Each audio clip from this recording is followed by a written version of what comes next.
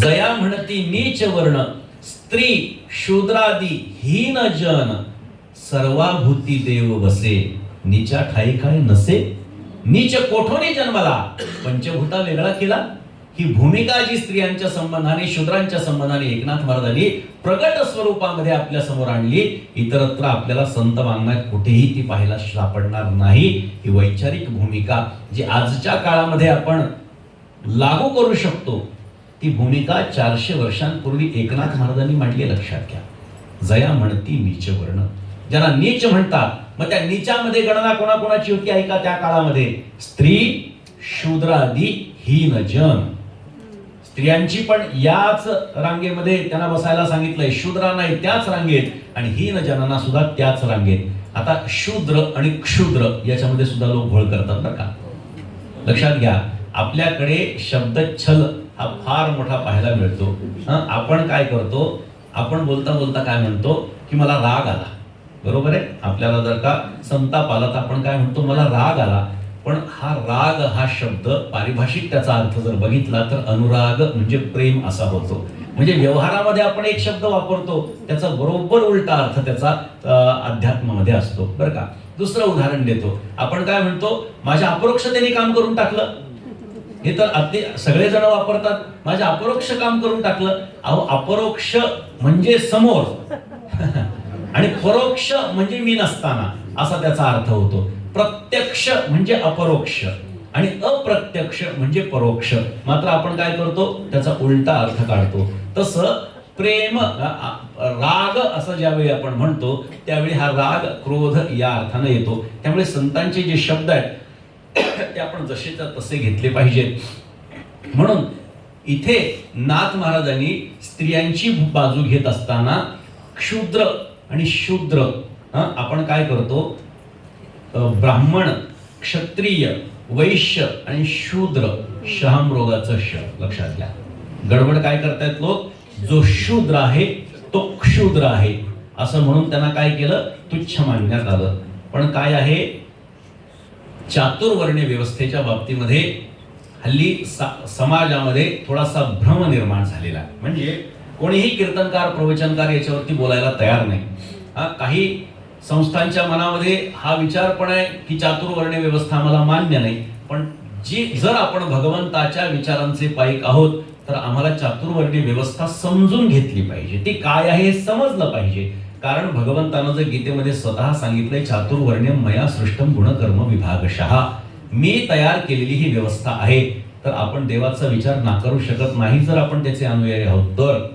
मग काय आहे, ब्राह्मण कोण आहे, जो ज्ञान देतो तो ब्राह्मण, जो संरक्षण करतो तो क्षत्रिय, जो उद्योगधंदा शेतीवाडी करतो तो वैश्य आणि जो नोकरी करतो तो शूद्र.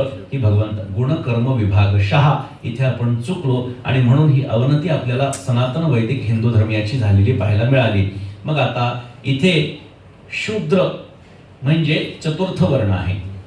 आणि मग त्याच्यामध्ये काय होतं, पुरुष सूक्ताच्या बाबतीमध्ये सुद्धा काय म्हणतात, ब्राह्मणोस्य मुखमासीत बाहू राजन्यः कृतः ऊरू तदस्य यत वैश्यः पद्भ्यागम शूद्रो अजायत चंद्रमामलसो जातः वगैरे वगैरे ह्या सगळ्या ज्या गोष्टी आहेत याच्यामध्ये मुखापासून ब्राह्मण, छातीपासून बाहूपासून क्षत्रिय, पोटापासून वैश्य आणि पायापासून शूद्र. हो लक्षात घ्या, पायापासून शूद्र झाले म्हणजे तुच्छ नाहीये. लक्षात घ्या, थंडी वाजली तर आधी काय कशावर आपण पांघरून घेतो सांगा. बस मग पायाची काळजी सर्वात जास्त आहे आपल्याकडे. पायाची काळजी सगळ्यात जास्त ही आपण गोष्ट लक्षात घ्या. त्यामुळे शूद्र आणि क्षुद्र याच्यामध्ये लोकांनी घोळ केला. म्हणून जे शूद्र आहेत त्याला लोक क्षुद्र म्हणू लागले. त्याच्यामुळे हा विचार थोडा बाजूला ठेवा. इथे सांगतायत स्त्री शूद्रादी हीन जन. मग हीन जन जे आहे ते क्षुद्र आहेत, ही गोष्ट लक्षात ठेवा. जया म्हणे ती नीच वर्ण स्त्री शूद्रादी हीन जन सर्वाभूती देव वसे. नाथ महाराज सिद्धांतच मांडतात बरं का, सर्वाभूती देव वसे नीच्या ठाई काय नसे. जर चराचरामध्ये परमात्मा व्याप्त आहे तर स्त्री शूद्राधिक हीन जनांमध्ये तो नाही का. नाथ महाराज म्हणतात की हा देह कुठून निर्माण झाला, की सर्वाभूती काय नसे, स्त्रियांचा पुरुषांचा शूद्रांचा हीन जनांचा देह हा पंचमहाभूतांपासूनच तयार झालेला आहे. त्यामुळे पंचमहाभूतांपासून जर का इतरांचे देह तयार झाले आणि त्याच पंचमहाभूतांपासून जर का यांचे देह तयार झाले तर यांचा आणि त्यांचा देह तुम्ही वेगळा कसा समजता? ही भूमिका, वैचारिक भूमिका मांडणं 400 वर्षांपूर्वी साधन नव्हतं. ही गोष्ट लक्षात घ्या. आपण मी काय बोलतो लक्षात घ्या. प्रत्येक गोष्ट कोण कधी काय बोलतोय याला महत्व आहे. कोणत्या कालखंडामध्ये कोणाचं काय वक्तव्य आहे याच्यावरती सुद्धा खूप गोष्टी अवलंबून आहेत. एखाद्या फार महत्वाच्या विषयावरती ज्यावेळी बोलायचं त्यावेळी कोणी काही बोलत नसेल आणि नाही त्यावेळी जर बोलून बसत असेल तर त्या बोलण्याला काहीही महत्व नाही. त्यामुळे जिथे जे बोलायचं आहे तिथे ते आपण बोललं पाहिजे. त्यामुळे वाणीवरती संयम हा नाथ महाराजांच्या फार जिव्हाळ्याचा विषय बरं का. नाथ महाराजांच्या अनेक ग्रंथामध्ये आपण मुखानं काय केलं पाहिजे याचं चिंतन मांडलेलं आहे. त्यामुळे सामाजिक समरसतेचा जेव्हा आपण विचार करतो तेव्हा आमच्या समोर सर्वप्रथम नाव येतं ते शांती ब्रह्म एकनाथ महाराजांचं. कारण सामाजिक समरसता एकनाथ महाराजांनी फक्त लिहिली नाही तर ती आचरण करून दाखवली. अशा अनेक प्रमाणावरून अनेक दृष्टांतावरून आपण जाणून घेऊ शकतो. म्हणून ही वैचारिकता, नाथ महाराजांची वैचारिक भूमिका पाहत असताना आपण कोणत्या दृष्टिकोनातून त्यांच्याकडे पाहतो हे पाहणं महत्वाचं आहे. आपण ज्या ज्या दृष्टिकोनातून त्यांच्याकडे पाहू त्या त्या दृष्टिकोनातून एकनाथ महाराज हा चौकोनी चिरा ही गोष्ट आपण लक्षात ठेवा. सगळ्यांच्यासाठी भूमिका घेणारे नाथ महाराज आहेत. लक्षात घ्या. मनामध्ये मला एखाद्या गोष्टीबद्दल काही आत्मीयता वाटणं आणि ती गोष्ट मी प्रगट स्वरूपामध्ये दाखवून देणं आणि कोणाकडे तरी त्याचं गाऱ्हाण मांडणं ही गोष्ट साधी नाहीये. त्यामुळे एकनाथ महाराजांचं वैचारिक दर्शन पाहत असताना अनेक विध प्रकारे आपल्याला ते पाहता येऊ शकतं. सनातन वैदिक हिंदू धर्माच्या दृष्टीनं सुद्धा आपल्याला ते पाहता येऊ शकतं. मी सुरुवातीला जो अभंग म्हटला तो काय आहे की संतांच्या विभूती धर्मालागी अवतरती. संत हे धर्मासाठी येतात. आता पुन्हा बघा, भगवंतानं सुद्धा गीतेमध्ये काय सांगितलंय, यदा यदा यदा हि धर्मस्य ग्लानिर्भवति भारत अभ्युत्थानम धर्मस्य तदात्मानं सृजाम्यहं परित्राणाय साधूनां विनाशाय च दुष्कृतां धर्म संस्थापनार्थाय संभवामि युगे युगे. आपल्याला त्या टीव्हीच्या मालिकेने एवढं तरी श्लोक पाठ करायला लागतो. नाहीतर अजून आपल्याला काय माहिती गीतेत कुठला श्लोक आहे. पण म्हणजे काय, धर्म संस्थापनार्थाय. एक गोष्ट लक्षात ठेवा, इतर जे धर्म म्हणवले जातात तसा धर्म तर फक्त सनातन वैदिकच आहे, पण इतर जे धर्म म्हणवले जातात त्याचा कोणी ना कोणीतरी संस्थापक आहे. पण आमच्या धर्माचा कोणीही संस्थापक नाही. मग काही जण म्हणतील धर्म संस्थापनार्थाय कसं काय म्हटलंय, तर इथे धर्मस्थापनार्थाय म्हटलेलं नाही, संस्थापनार्थाय म्हटलेलं आहे. धर्मस्थापनेसाठी मी येतो नाही.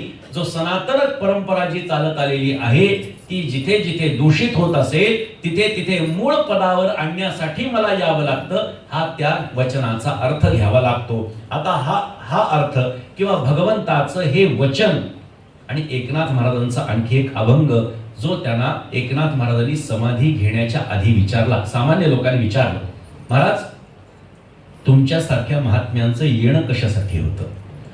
तेव्हा एकनाथ महाराजांनी दिलेलं उत्तर आणि भगवंतानं श्रीमद भगवद्गीतेमध्ये दिलेलं उत्तर यात किती साम्य आहे बघा. नाथ महाराजांनी सांगितलं, जै धर्माची वाट मोडे अधर्माची शीग चढे तै आम्हा येणे घडे संसार स्थिती. आम्हा का संसारा येणे, हरिभक्ती नामस्मरणे जडजीव उद्धरणे नामस्मरणे करुणी. सर्व कर्म ब्रह्मस्थिती प्रतिपादाव्या वेदोक्ती हेची एक निश्चिती करणे आम्हा. नाना मते पाषांड कर्मठता अतिबंड तयाचे ठेचणे तोंड हरिभजने. याच्यासाठी आम्हाला यावं लागतं. ही भूमिका सामान्य नाहीये, लक्षात घ्या. म्हणून एकनाथ महाराजांनी जी काही भूमिका आजपर्यंत मांडली ती सुस्पष्टपणे मांडलेली आहे. नाथ महाराजांचं योगदान धर्मासाठी काय आहे, त्यांचे विचार हे धर्मासाठी काय आहे बघा तुम्ही. मी पुन्हा पुन्हा आपल्याला का सांगतोय की धर्माच्या साठी म्हणून एकनाथ महाराजांनी जेवढं विचार केलेला आहे त्याचं कारणही तसंच आहे. कारण ज्ञानेश्वर महाराज आणि नामदेव महाराजांच्या कालखंडामध्ये यादवांचं साम्राज्य होतं. तुकाराम महाराज आणि समर्थ रामदास स्वामींच्या कालखंडामध्ये छत्रपती शिवाजी महाराजांचं हिंदवी स्वराज्य होतं. पण या दोन कालखंडाच्या मध्ये 250 वर्ष महाराष्ट्राच्या क्षितिजावर दोनच संत तळपले. वैष्णववीर संत श्रेष्ठ भानुदास महाराज आणि त्यांचे पंतू शांती ब्रह्म एकनाथ महाराज या दोन संत महात्म्यांनी हा काळ जो तग धरून ठेवला, त्यामुळे वारकरी संप्रदाय तुकाराम महाराजांच्या पर्यंत किंवा महाराष्ट्रातला परमार्थ हा पुढे चालू राहू शकला. त्या कालखंडामध्ये सुफी संप्रदायाचं आक्रमण मोठ्या प्रमाणामध्ये होतं. ते आक्रमण वैचारिक दृष्ट्या नाथ महाराजांनी परतवून लावलं. नाथ महाराजांनी आक्रमण दोन पद्धतीनं परतवून लावले बरं का. हातामध्ये तलवार सुद्धा नाथ महाराजांनी घेतली. कदाचित आपल्याला माहिती नसेल, एकनाथ महाराजांच्या जीवनात कथा भरपूर आहेत. आपण मूळ कथा नाथ महाराजांचं चरित्र वाचा म्हणजे आपल्याला कळेल.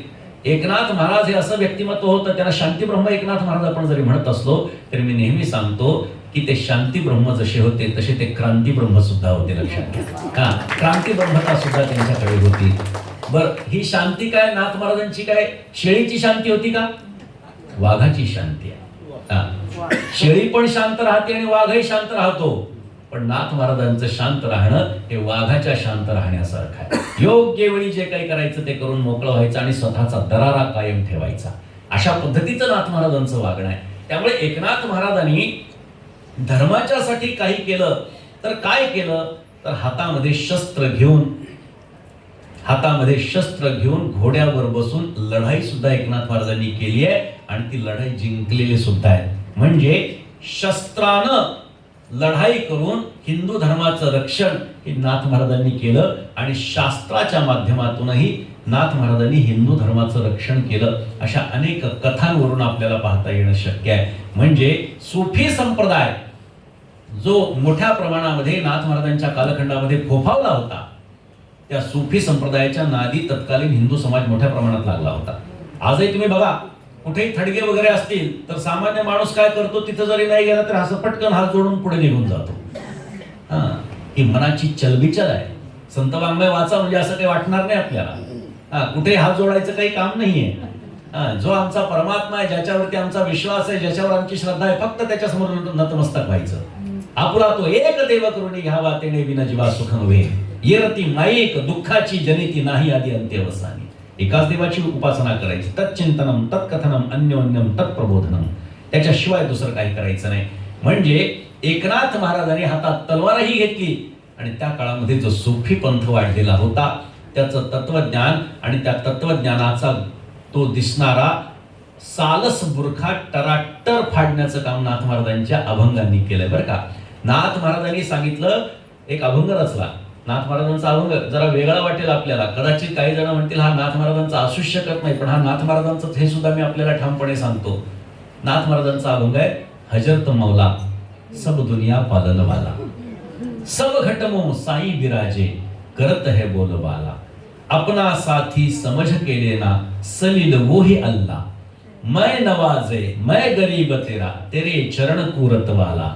एका जनार्दनी निज वद अल्लाह अस्सल वोही बिटपर अल्लाह, असं नाथ महाराजांनी सांगितलंय. तुम्ही ज्याला अल्लाह अल्लाह म्हणता तो अल्लाह नसून आमचा विटेवरती विराजमान असणारा पांडुरंग परमात्मा आहे आणि आम्ही ज्याला पांडुरंग परमात्मा म्हणतो तोच तुमचा अल्लाह आहे. ही वैचारिक भूमिका ही त्या काळामध्ये सुद्धा एकनाथ महाराजांनी आपल्या समोर जुळवून आणली. त्यामुळे मी कदाचित जास्त वेळ घेतलेला आहे, परंतु एकनाथ महाराजांच्यावर कितीही जरी आपण बोललं तरी बोलत राहावं असं वाटतंय. आणि त्यामुळे विचारदर्शन काय आहे, एकनाथ महाराजांचं विचारदर्शन काय आहे तर चराचरामध्ये परमात्मा आहे, आपल्या व्यतिरिक्त जगात दुसरं कोणीच नाही.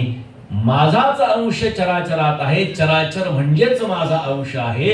ही परमात्म्याची जी नीती आहे, हा परमात्म्याचा जो भाव आहे, परमात्म्याचं जे तत्वज्ञान आहे, हे तत्वज्ञान हा विचार म्हणजेच वारकरी संप्रदायाचा विचार आहे आणि हा विचार म्हणजेच शांती ब्रह्म एकनाथ महाराजांचा विचार आहे. त्यामुळे नाथ महाराजांनी जे सांगितलं, जे नाथ महाराजांचा जो अभंग आहे की धर्म रक्षणा कारणे साधू होता ती अवतीर्णे.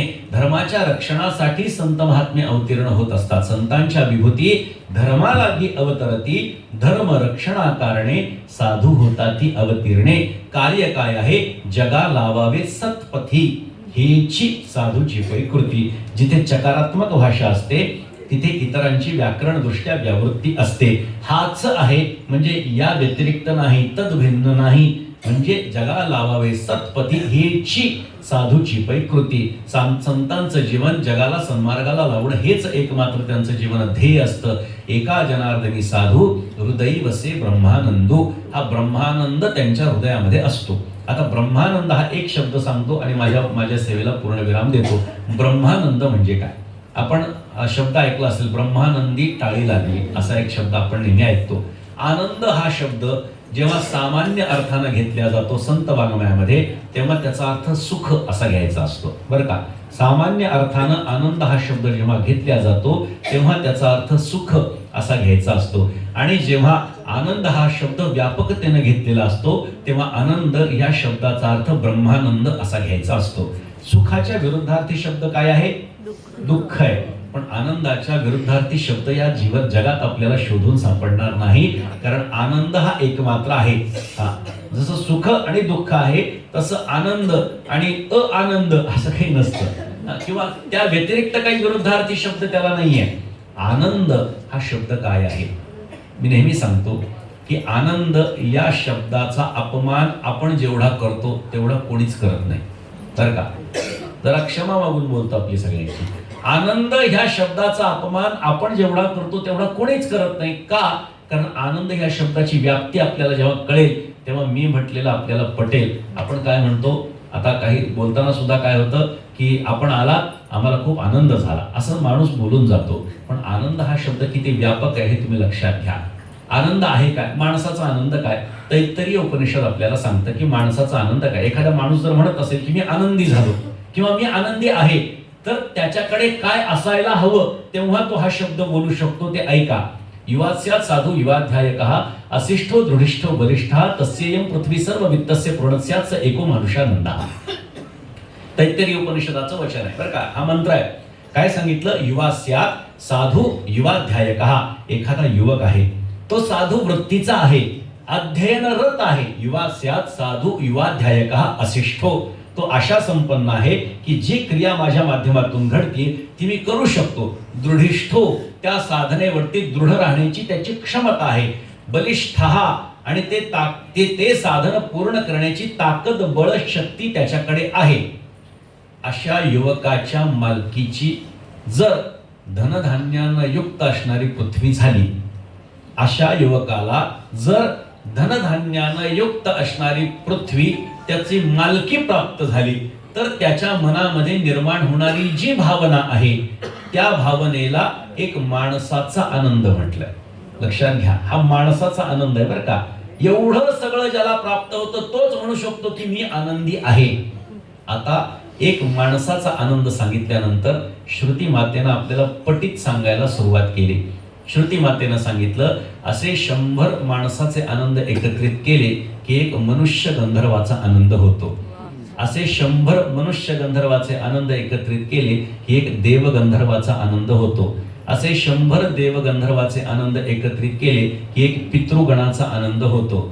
असे 100 पितृगणाचे आनंद एकत्रित केले की एक अजानज देवाचा आनंद होतो. असे 100 अजानज देवाचे आनंद एकत्रित केले की एक कर्मदेवाचा आनंद होतो. असे 100 कर्मदेवाचे आनंद एकत्रित केले की एक देवाचा आनंद होतो. असे 100 देवाचे आनंद एकत्रित केले की एक इंद्रदेवाचा आनंद होतो. असे 100 इंद्रदेवाचे आनंद एकत्रित केले की एक बृहस्पतीचा आनंद होतो. असे 100 बृहस्पतीचे आनंद एकत्रित केले की एक ब्रह्मदेवाचा आनंद होतो. असे 100 ब्रह्मदेवाचे आनंद एकत्रित केले की एक ब्रह्मानंद होतो. अशी अवस्था आनंदाची सांगितलेली आहे. आणि असा ब्रह्मानंद जो आहे, नाथ महाराज म्हणतात आमच्या हृदयामध्ये तो ब्रह्मानंद प्रकट झालेला आहे. अवघीची त्रैलोक्य आनंदाचे आता, हे नाथ महाराजांचं वचन, किंवा आनंदाचे डोही आनंद तरंग आनंदाची अंग आनंदाचे, हे तुकोबारायांचं वचन बघा. किंवा आनंद ह्या शब्दाचा जिथे जिथे संत महात्म्यांनी विचार केलेला आहे त्या सगळ्या आनंदाचा जर विचार केला तर संत महात्मे आनंद हा शब्द सुखासाठी जेव्हा वापरत नसतात तेव्हा आनंद हा शब्द ब्रह्मानंदासाठी वापरत असतात. आणि एवढ्या मोठ्या प्रकारचा जो आनंद आहे हा आनंद म्हणजे ब्रह्मानंद आहे. आणि तोच आनंद तुमच्या आमच्या जीवनामध्ये उतरावा यासाठी देह कष्टवेती परोपकारे अशा पद्धतीनं परोपकार करणारे संत महात्मे, एकनाथ महाराजांसारखे महात्मे आपल्याकडे येतात आणि आपले विचार आचरणाच्या माध्यमातून आपल्यापर्यंत पोहोचवतात. तोच विचार पोचवण्याचा अल्पसा प्रयत्न या ठिकाणी मी केला. यथामती चिंतन या अभंगाचं आपण केलं. आपण या कार्यक्रमासाठी मला आमंत्रित केलं त्याबद्दल मी आपले ऋण व्यक्त करतो.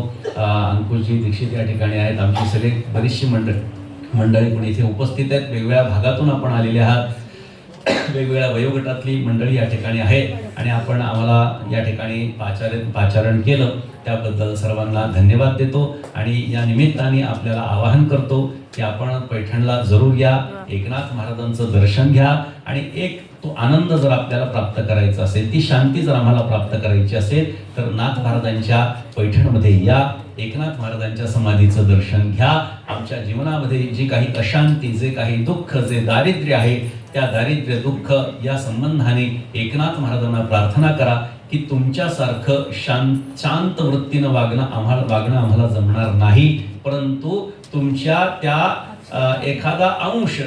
एका अंशाचा 100वा हिस्सा जरी आमच्या जीवनामध्ये आनंदाचा प्राप्त झाला तरी आमचं जीवन धन्य होईल. तो आनंद, ती धन्यता, ती शांती आमच्या जीवनामध्ये द्या, अशी प्रार्थना जर आपण एकनाथ महाराजांना केली तर पूर्णतः नाथ महाराजांची कृपा आपल्यावरती झाल्याशिवाय राहणार नाही. एवढीच प्रार्थना मी आपल्या सर्वांना करतो आणि माझ्या वाणीला पूर्ण विराम देतो. पुंडलिक वरदा हरी विठ्ठल श्री ज्ञानदेव तुकाराम दत्तात्रय जनार्दन श्री एकनाथ महाराज की जय.